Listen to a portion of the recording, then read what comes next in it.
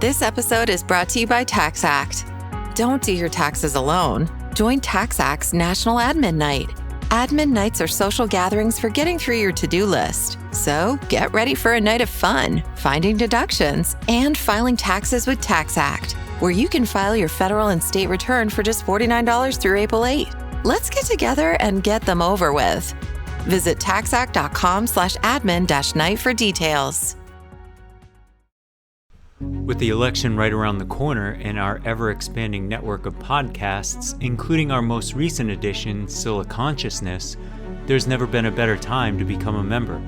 In addition to no ads, members receive bonus content for virtually all of our shows, an invitation to join the DSR Slack community, access to our Discord community, and enhanced show notes for select shows. Our goal is to make the DSR Network membership accessible to everyone, so for the month of May, enjoy 60% off the normal monthly or annual price for the first month or first year. Visit thedsrnetwork.com/buy and enter code MAYDAY, one word, at checkout. That's thedsrnetwork.com/buy and code MAYDAY. Thank you very much for your support.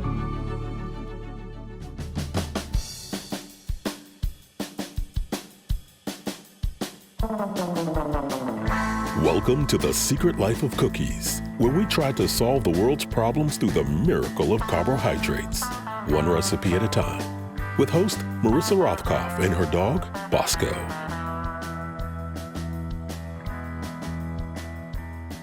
Hello, everybody, and welcome on this fine spring day. Well, at least it's a fine spring day here in beautiful New Jersey, but it's always a fine day in New Jersey. Welcome to the Secret Life of Cookies podcast, coming to you from New Jersey. My guest today is Jess McHugh, a journalist who has a new book out that tells the utterly compelling story of two Nazi hunters. Utterly compelling because it's a true story of two Nazi hunters who fell in love, one Jewish and one German. They have made their life's work ensuring justice comes to these Nazis. I hope you will enjoy my discussion with Jess as much as I did. Before we get there, a bit of housekeeping. All the recipes for the podcast and links can be found on my Substack at marissarothkopf.substack.com, including a really very simple quinoa salad that I really promise you will make all summer long. The recipe is at marissarothkopf.substack.com. And you can support my work, if you will, with a subscription for $5 a month. But if that's not possible, you can subscribe for free. And don't forget to join the Deep State Radio as a member for special perks. Either way, I am grateful for your support. Hello and welcome to The Secret Life of Cookies. I have from faraway France. My guest today, imported for today's pleasure, is Jess McHugh. She's a journalist, an award-winning journalist who's written for things, like the Washington Post and the Wall Street Journal, among others, and now lives in France and has written a book called Nazi Hunting, A Love Story, which is a title enough that gives one pause. But it's really a truly amazing book. And I thank you for coming on Secret Life of Cookies today and joining me to talk about your book. Thanks so much for having me. I'm excited. So there's so many different parts to this book and stuff. I think we should just go and things I want to talk about, because it's not just a book that, makes us think about the past, but it's a book that I read and went, oh yeah, this resonates for our future. And maybe even our today, which we'll get to. But first, I want to start with these two dichotomies. One is the word Nazi hunting, and the other word is love story. We have these two kind of strange opposites that are together, joined by a colon, which is a very important piece of punctuation that many people should respect. But that's another conversation. I feel strongly about that myself. And on next week's episode, the semicolon. But anyway, so it's 1960. I mean, it's a movie. It's 1960. It's a train platform. We have a young German au pair, Beate Künzel, and she meets a charming chappie on the platform of a Frenchman named Serge Klarsfeld, and they get on he ends up at the end of the train trip with her phone number in his pocket, and then what happened? So, tell me a little bit about the beginnings of this couple and what they end up doing. Sure. So already from the start, it's a pretty surprising match. He can tell from her accent that she's German, and he is a French Jew who lost his father to Auschwitz. She later recalls that she was wearing too much makeup and a very short skirt. And so they start chatting, and he's on his way to law school. I think she's going into work. And they just sort of, hit it off right away. They go to a movie, a great movie called Never on a Sunday, on their first date, and they fall in love. A few years later, they get married, despite some protests from his friends saying, how could you marry a German girl?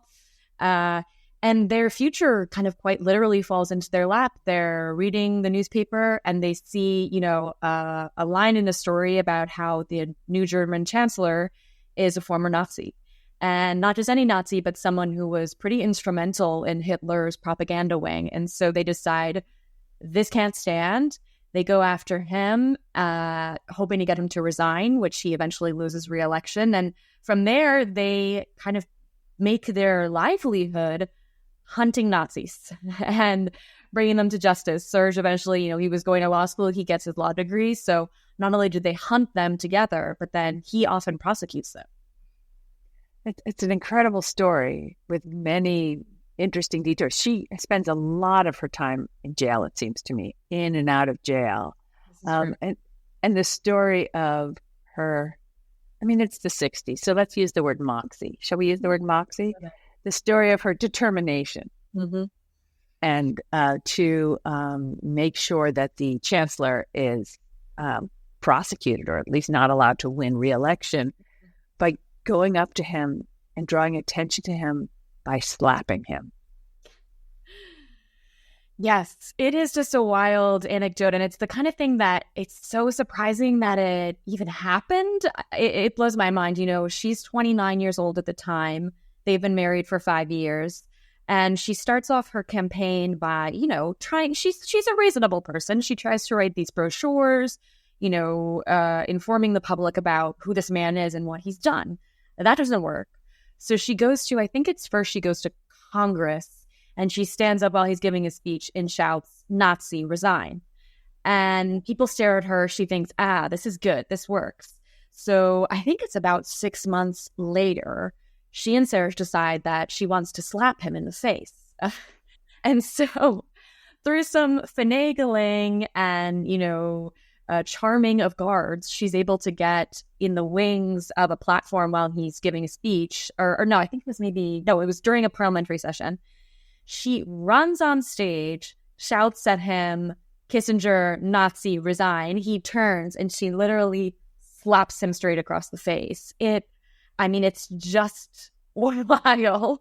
And of course, she's thrown immediately into jail. But from then, that was a headline. The thing, one of the things I just loved about her is her ability to speak. I say this, she speaks so clearly and determined. I took a quote from the book where the judge, after the slapping, says to her, "How could you use violence against Kissinger?" I like the fact that his name is actually Kissinger, so it's spelled differently. But how could you use violence? And she goes, "Violence, Your Honor, is when a Nazi chancellor is imposed on German youth." And I was like, that woman's brain never, and still these two never stop churning. And the couple is still alive in Paris. And I was reading at the end of the book how you discovered who they were. So as a journalist, tell us how you found them. Yeah, good question. So she's very much still alive and just as sharp with the quick comebacks. I had first discovered them through INA, which is like, how to describe it? It's sort of a version of France's Library of Congress, but just of images and moving images. And I was scrolling social media and saw a video about the slap. And I remember thinking, who is this woman? And at the time, I didn't know everything that she had gone on to do afterward. And when I started reading more and more about them and the sheer number of Nazis that they caught and then prosecuted, such as Klaus Barbie, the Butcher of Lyon, I remember thinking, I've got to tell this story. I was thrilled and surprised to find that they were still alive and still, working in some capacity. And so I called them up and they invited me over to their office and we were kind of off to the races. That's a magnificent story. As a journalist, it's just so exciting. I mean, I can imagine seeing this thing on social media, and I love that it was on social media, and your stomach just going, uh-oh, I got to do this. I have to do this. Oh, yeah. What was it like to meet them for the first time? And what are they like now? They're deep in their 80s? Yes. Yeah, I think Serge is 87 now, and I think she's 84 or 85. They're kind of exactly how you would imagine them to be and hope for them to be. She's just as sharp, and she has those same kind of little comebacks. Like I remember asking her about the slap and saying, were you scared when you slapped him? And she was like, no. She said something to the effect of, scared? No, I was mostly scared that I would reach over the desk and I wouldn't make contact with his face. That would have been really embarrassing. I don't know how many people's brains work this way. And seeing them together is just a real joy because they're still so sweet and you can tell that they really love each other. I mean, he was saying, oh, don't pick up that book. It's too heavy. You'll hurt your back. And then at a certain point, he says, I'm so sorry. We have to let you go because I'm taking my épouse, which means like my wife, my beloved, to the opera. So we have to go get ready. So they're that's good.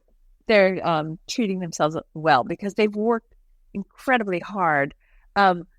Their first, I love the quote about her from that period where she slapped the guy's life, where someone described her shortly thereafter, I think, as a mini terrorist in a mini skirt. I almost brought that up earlier. That's one of my favorite things I've ever read about anyone. It's like perfect. Yeah. I can only hope to be called such a thing. It's a dream. It's totally a dream. So they first set their sights on a man named Lishka, and they came across him how? And who is he? Please explain to people who don't necessarily know, because their focus was on French Germans who focused who worked with the French who worked with the Vichy government and exactly. Yeah, they were focused on Germans who acted in France, partially because a lot of those people were not prosecuted in the Nuremberg trials and hadn't been prosecuted at all.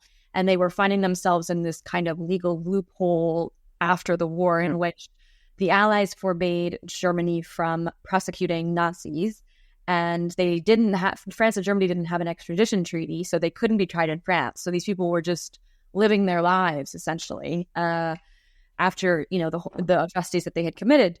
Lishka was essentially the head of the SS, or one of the heads of the SS in France and in Paris specifically. He was, I think at one point he was the head of the German police. He was also head of I think it was called the Jewish Bureau, essentially that determined treatment for Jewish people in France. He was really behind many of the things that happened in France during the war. And they came across his name because they're here in France. At the time, it wasn't the Holocaust Memorial, but here in Paris, I should say. It's called the Center for Contemporary Jewish Documentation, and it's essentially the archival wing of the Holocaust Memorial. And they were looking through all of these documents from the crimes that happened during the war, and they were basically looking to see who was the chain of command, who was signing these orders of deportation, who was ordering executions. And that's how they came across Lishka. And Lishka is one of the people the most responsible for the 76,000 Jewish people who were deported from France, and most of whom died there. I think fewer than 1,000 of those who were deported were returned to France. It's shocking. And he was working as in a shipping company, going back and forth to lunch, every day, visiting home. And they trailed him and tracked him. And it wasn't just those two. They had a few other compatriots who worked with them, right? That's right. Yeah, he had kind of two henchmen, Hagen and Einrichsen. And they first found Lischka in this wild way, which is that, it just goes to show how much these men were living with impunity. He didn't change his name, and he was living in the city he was born in. And so they called information in Cologne, and they said, do you have a listing for Kurt Lischka? And he picked up on the first ring, and that's how they found him. Unbelievable. Just wild. So this was kind of these were their top tier targets in France, alongside Klaus Barbie, who was hiding much more effectively in South America in the kind of way that we imagine Nazis to hide after the war. This episode is brought to you by Fandango. People say fans are too distracted these days, but the truth is, when a great movie hits the screen, you show up, you stay glued, invested, part of the story. And without fans like you, there'd be no cinema magic. No shared moments. So head to Fandango.com to get tickets, stream, or rent or buy top movies and series. Fandango loves fans. This episode is brought to you by Athletic Brewing Company. No matter how you do game day, on the couch, in the crowd, or manning the snack table, Athletic Brewing fits right in. With a full lineup of non-alcoholic beer styles, you can enjoy bold flavors all game long. No hangovers, no buzz, no subbing out for water in the second half. Stock the fridge for tip-off with a variety of non-alcoholic craft styles available at your local grocery store or online at athleticbrewing.com. Near beer, fit for all times. How many discounts does USAA Auto Insurance offer? Too many to say here. Multi-vehicle discount, safe driver discount, new vehicle discount, storage discount, legacy. How many discounts will you stack up? Tap the banner or visit usaa.com/auto discounts. Restrictions apply. Right. And I think that was one of the, that's an eye-opening thing, I think, for a lot of people who will read this, is because we have this image of them as, either hiding in the jungle and Mossad has to sneak in, anyone who saw that movie, sneak in and get them and extricate them. And these guys were like I said, going back and forth to lunch every day, just leading their lives and waving hello to their neighbors. And what they did when they tried to kidnap, I guess, Lischka, is they failed, but it was okay that they failed because of, in effect, the odd way that the law didn't work in their favor, ended up working in their favor, if you know what I'm saying. I think, can you explain what I'm bumbling about here? I understand exactly what you mean. They found themselves in this weird situation in which kind of, I think they've spoken about this before, but inspired by other acts of civil disobedience to prove that the law was unjust. They needed to break this unjust law. So they decided, we're going to kidnap Lischka because, as you said, there is precedent. Mossad was illegally kidnapped Adolf Eichmann and then tried him legally in Israel. So they said, why don't we do this? And Cologne is much closer to France than Argentina was to Israel. So they thought they would do it. And their plan was to get a couple of other friends, a few of whom were Holocaust survivors or who had lost parents in the camps, and to rent a car in Germany, kidnap him on the way home from lunch, and dump him at a police station in France and say, your move, basically. From the start, things didn't go great. These people were not Mossad agents. And in this trial run that they do in the forest, one of their friends, who's a Orthodox doctor, ends up locked in the trunk. It's like a comedy of errors. And they see Lischka. They try to hit him with a bludgeon. The doctor had given them basically a tranquilizer, but they couldn't get the tranquilizer in. Bear in mind, Lischka is like 200 pounds and 6'5" or something. Okay. And it doesn't work. They speed off. However, what happens is Beat goes to the German, I think the prosecutor of Cologne, and says, I by myself, being I think 5'2", tried to kidnap Kurt Lischka. So, either arrest me or go after him. At this point, she had already given him everything that she had on Lischka, which was hundreds of pages of these signed documents proving exactly his involvement. And the prosecutor says, well, that's good timing because I have a warrant for your arrest. And she's tossed into jail yet again. This time, I think she spends several months in jail. But again, it works. Immediately, there are headlines, people are outraged, and the difference is that nobody's calling her a mini terrorist in a mini skirt now. People have seen the documentation, journalists are talking about it, and their question is more, why is this woman in jail and this Nazi is living freely? It's a tremendous show of strength on her part. She was also a young mother at this point. That's right. I think she had 2 kids. I think her son would have been like maybe 12 and her daughter was probably 4. Right.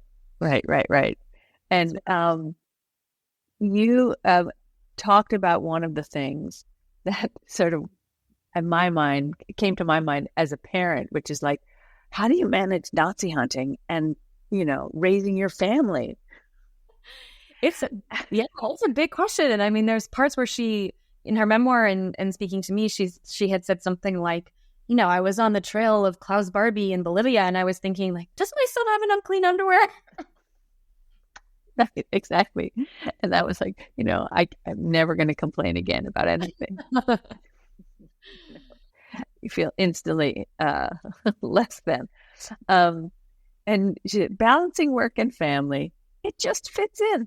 But the family now they're all lawyers now. Obviously, everyone's grown up. They're all lawyers, and the son works doing similar work to them, and the daughter has decided to be a black sheep. Obviously, and no, I'm kidding, but she does right. But I want to know what kind of law she does. I forget what she does now, Lita, but yeah, it's true. So it's as Sarah said, it just fits in. And he's even said to me, I think it's actually easier for us because we all do the family business to a certain extent. It's the family business, not the hunting. Exactly. And Arno, their son, who's named for Serge's father, became a lawyer. And he actually tried some really important cases in France. I wasn't able to really fit it in the book, but he tried 2 of the most important cases who were French collaborators of the Nazi regime. And at the time, I think he was only 28. And he is really a character in and of himself. I think he used to come to the courthouse in rollerblades, and he was dating Carla Bruni at the time. It was a whole thing. Oh my! Well, there's a addendum to the book. I know. And I remember interviewing Serge, and we were talking about something related to Italians' role in the war. And he said, I don't hold anything against Italians. My son used to date an Italian. And is he talking about Carla Bruni? Former First Lady Carla Bruni. Exactly. Just, an Italian. Wow. Good for him and her. Obviously, she has good taste. So it's a truly compelling story. And it does have these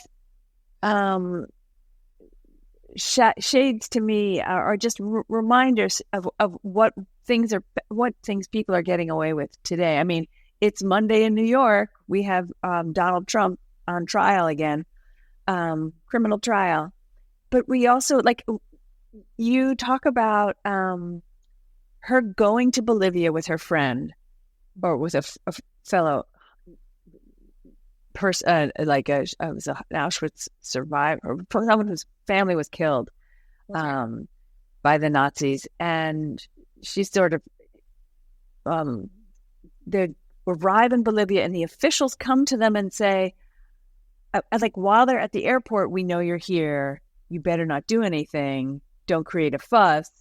And I just thought it was so remarkable that this woman was so on their radar and that the Bolivian government was so protective of Barbie. Not to be naive, I'm just saying, they knew she was coming in and they were going to protect Klaus Barbie for them. And the image to me just brought me to, because I think about this a lot, Trump's courtroom. And sort of like last week we had Mike Johnson and Tommy Tuberville. I mean, Mike Johnson is the Speaker of the House who showed up at his trial in this way. We need to protect him. And I never cease to wonder at people who feel this need to protect really terrible people. It's true. I mean, I think, every mastermind needs their cronies, and that's really what you see in the fallout of World War II is just how many cronies there were, and the people who were scrambling to protect them. Part of the reason why Bolivia wanted to protect him was that he was using the same techniques, so to speak, that he used on French resistors to use on resistors to the Bolivian regime. And bear in mind, I don't even know if I was able to put this in the book, but one of the other entities protecting Barbie, to bring it full circle, was the U.S. government. Because, in the war on communism, they felt like propping up this regime was keeping it from becoming communist. So there's just so many different bad actors. Yeah. I mean, there was an enormous campaign on the American government, an operation called Operation Condor, which protected all of these, which was trying to save South America, Latin America from communism, and this was part of it. It's really quite shocking when you look into it all. Right. She said with sort of British understatement. It's a truly wonderful book. Wonderful in that it is full of wonder. Truly, that use of the word, because obviously there's so much pain in this book. One of the things that inspired me to want to do more, like my family my father came in 1939 from Austria. The majority of his family was killed in the Holocaust. And I think about, my father didn't talk about it much, but he would occasionally, there were a few playmates from his youth that he knew about, and he talks about, and I grew up as a kid, my father rarely ever talked about the Holocaust, but I grew up as a kid, my father telling me the kid stories about his kid friends, he was such a funny kid, he would do this and that and the other thing. I didn't realize until much later in my life that this child was killed in Auschwitz, and all these stories were never about these people being killed and what their fates were. It was always about what they were like alive, right? But Serge put together, has been tracing the lives of French children and what their fates are. Can you tell me a little bit about that? Sure. Yeah, so that's such an excellent point, because I think, we forget with just the sheer number of lives lost that each of those, 1 in 6 million was a person, and in a lot of cases was right. a child, some of whom weren't even old enough to walk. So this for Serge starts during his preparation to prosecute Klaus Barbie in the 80s. And he was tasked, the way the French courts work are different than ours and very complicated, but essentially he was tasked with defending a subset of victims called the Children of Lisieux, who it was basically a summer camp / orphanage that was functioning as a cover for Jewish children. They were saying that the kids were not Jewish and that they were, their parents had been killed or lost or etc. What happens is someone, likely a neighbor of theirs, denounces them to the French government saying these are actually Jews and they're all deported and they're all killed because, none of them are old enough to be in work camps. The ones who were old enough were shot on the spot before they even went to Auschwitz. And there's only one real survivor from it, who was a teacher named Leah Feldblum, who goes and is in the work camps for several years before she survives.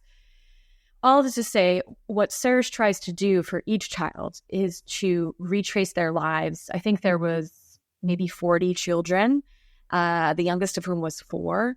And he wants to find at least a few details. What did they like? One kid really liked to draw, and there's still drawings that survive that he made. Another kid, they loved playing with the dog, Tony. To me, one of the most heartbreaking things was seeing, it was a girl's birthday. She was turning 11, and all of the kids made her these really sweet cards saying, next year, you'll be home with your parents in Paris, and we only wish that was now. And you just kind of see the small kindnesses of these children in a way that's so unfathomable. And it's heartbreaking. It's terrible. And I just really love that he's doing this for each one. And it's made me sort of want to dig into my own father's past and sort of try and rekindle a little about these kids. So thank you for that inspiration. That he's doing, basically what happened was he did it for these kids for this trial, and then he said, actually I could do this for every kid who was deported from France, which is about 11,100, I think. And he's still working on it because he said, I want more than just where they were when they deported. When they were deported, I want to know what they were like. Right. I've been on the Auschwitz Museum, also on, I guess it was on Twitter, whatever we want to call it, will post pictures of children that they find. And it's the most remarkable thing because it's like, that picture that family kept on the mantelpiece, they have giant bows in their hair, they have a pretty dress on, they have their stuffy, they have their whatever. And the ending was terrible. Thank you so much for writing this. I for memorializing these people too, who still are living and doing great things. But the work that they did and are doing is really inspirational, as I keep saying. But, I was thinking this would be a really fantastic book to give graduates. It's graduation season. And I just thought about handing this to people and saying, go get them. And not Nazis, but just do something, maybe that's the inscription in this, do something. I think do something is a good takeaway, because a lot of what interested me in this story in particular is that, people often feel and sometimes are very powerless against larger systems, against, the forces of the world. I think I put it in the book as people often are subjected to history. They aren't subjects of history. And I think what's remarkable is they show just how much you can have an impact if you really devote yourself to a cause. And importantly, if you build a community around this. I mean, in a sense, they were these kind of 2 lone soldiers out for justice, but they also, over the years, collected many friends, many allies, many, children of the Holocaust who had also lost their parents and wanted to see something done. That's it. And, they're one of the great things about an otherwise awful thing, which is social media, is that you can create these great communities. There are people out there who, solve missing person crimes in their spare time from their home in, Missouri or wherever they live. Maybe we can work that way for, missing children, for all sorts of causes. Absolutely. Do something. Before we go, I want to talk briefly about your book, Americanon, which is spelled America, but with canon at the end. It's brilliant. An unexpected U.S. history and 13 best-selling books. I have not read this, I will admit, but I have now put it top to my list. And that will be my introduction to what I should read this summer. Is that what I should do? We're all looking for our great summer read. If you had to, what should I read? Yeah, thank you. I mean, American, and as you've hinted at, is basically an exploration of American identity through best-selling books. And my idea was, what are the books that Americans actually read? You know, if they weren't forced to read Moby Dick in high school, what did they actually read? And what I found throughout history, especially, you know, pre the dawn of low-cost paperbacks, what people were really reading was not even the Bible. It was an almanac. It was a cookbook. It was a spelling book. And the idea was these were books that teach you how to do a skill, but they really teach you how to be American, what you should aspire to. And the cookbook that I talk about is Betty Crocker's cookbook, because it's the best-selling one in U.S. history. And that, I think, is the prime example of a book that is doing so much more than teaching you how to bake cookies. It's, you know, teaching you, if you're an immigrant, what foods Americans eat. There's a lot of sections about the customs and dinner parties, and it has to do with the rise of corporate America and, you know, cocktail parties and all of these ways in which people do or don't integrate, do or don't get ahead, are or are not seen as performing the correct version of American womanhood. So that's the book. I don't know if Betty Crocker would be fun summer reading, but it is an interesting dive into the past. It is. I have like half a book proposal that's almost that topic. It's so important to me. This idea of womanhood that came out of ads for the kitchen and books about cooking, and what it you know, they really imposed an ideal on us as women. It's kind of shocking the extent to which people really took that book in particular and the many, as you say, messages around femininity as a Bible.